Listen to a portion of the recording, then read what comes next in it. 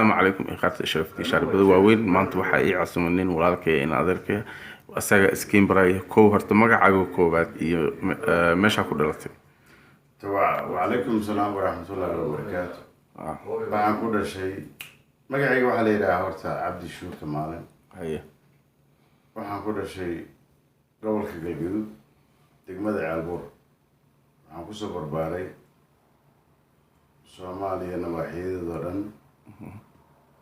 xamar kadibna aan opportunity u helay inaan waxbarasho usoo aado waddanka dabadiisa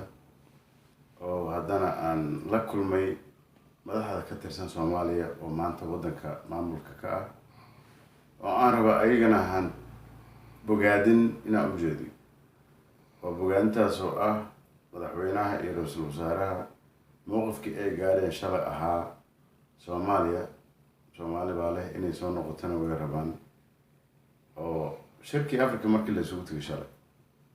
ma ahayn inay wada kulmaan madaxweynaha maxamed cabdullaahi farmaajo iyo madaxweynaha somaliland alxamdulilah ilaahay wuxuu meesha ka dhaliyay arrin ah inay meesha ku wada kulmaan waa wax wanaagsan waxaana weli aad ugu sii faraxsanahay oon kusii bogaadinaya madaxweyneheenu ereyga oo ku dhawaaq oo uu yiri wixii dhacay dhib bay ahayd waxaan ka sameynayaa apology oo macnaheedu ay tahay waxaan ka cafis in loo fidiyo waxaasna waxaa kasibay oo ama ay ka timid xukuumad asagtiisa ka horeyso haddii la rabo in la balbaareeyo waxaa jirta wax la yidhahdo soomaaliya horta soomaali baa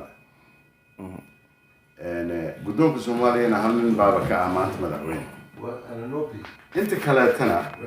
madaxweyneyaasha kaleeto gobolladana ayagu haddee la baxeen inay yihiin madaxweyneyaal anigu waxaan u aqaanaa aas ahaan cabdi shuuke inay yihiin niman gobernatoriyaal ah gobernatorahana waa u xukumaa gobolka ninka gobolka xukumana waa gobernatore ma aha madaxweyne madaxweynuhu soomaaliya waa hal nin magaciisana waxaa la yidhahdaa dadku haddaysan ogeen maxamed cabdullaahi maxamed farmaajo waa madaxweyne wanaagsan alla hadaysto ra-iisul wasaarihiisana waa hambalyeynayaa sababtoo labadooda waxaan ogahay inay hawshan sii wadi karaan waqtigu waa soo koobaya sababtoo ah February 8 waan soo dhaafnay oo 3 sano hadeertaan soo maray waan u hambalyeynayaa sanad guuridii soo martay sanad kale oo dhimana ilaahay waxaan u baryaa inay ku gaaraan horumar iyo baraare iyo hogaaminta waddanka ay ku wadaan inay si wanaagsan ugu sii wadaan waxaan kaloon jeclaan lahaa oonan ogahay inay ku dadaalayaan oo laakiin ummadda soomaaliya xoogaa ka daxsoon madaxweynaha iyo ra-iisul wasaaraha markii loo dhiibto darajo waa la aaminay sidii loo aaminay ha lagu aamino cadow baa jira waddanka kusoo duulay ilaa haddana raba inay kala jabiyaan ma garata cadowgaa waxaan leenahay waan soo jeednaa ma aanaan seexan maalin kastana waan soo jeednaa haddaad ku jirtiin xukuumadda dhexdeedana kuma gamba kartiin oo maanta ciidamadii ka yimid turkiga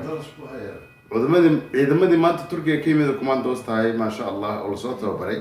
oo sida wanaagsan u yaqaana tababarka waa inay ayaga laftirkooda hawshooda markay soo galaan waan u hambalyeynayaa soo dhawaadaan leeyahay ay haddana hawshooda hore ka wataan waxaan kaloon hambali iyo bogaadan usi darayaa madaxweynaha jabuuti markii la tegay shirka africa inuu si wanaagsan noo soo dhaweeyey annagoo lamana walaalaha si fiican noo soo dhaweeyey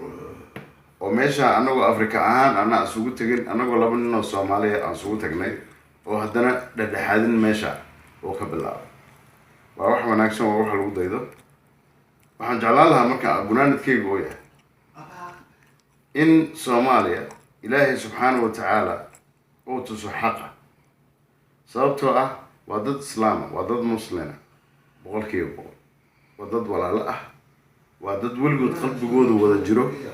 weliba shacabkoodu qalbigoodu wada jiro shacabkaana ka sarreeya xukuumadda ninkii aan ogeyni ninka kalaba teeda kale